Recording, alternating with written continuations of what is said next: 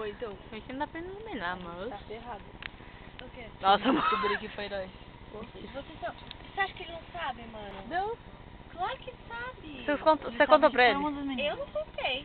Então. Ele sabe que sou eu e das meninas. Mas todo mundo podia ser zoado dele. É. Aqui, todo mundo. Quem é a mais provável? A Yara. A Jéssica. A Yara. A Jéssica. Sou vocês duas. Fudeu. É, mas não precisa de duas pra ser no calmoeira. Só de uma.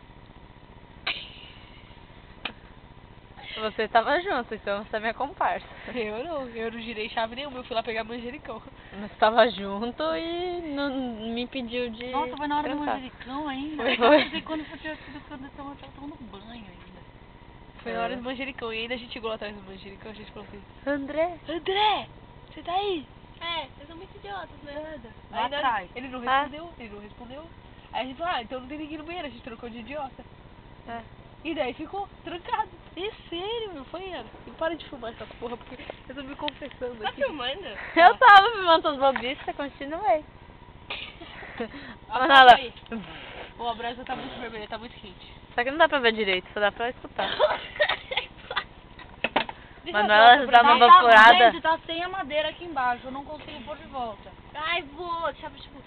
Deixa eu ver a cor. Ele vai colocar assim. Vai colocar na sua. Mas ele tinha colocado, quando você subiu... Eu sei, mas caiu.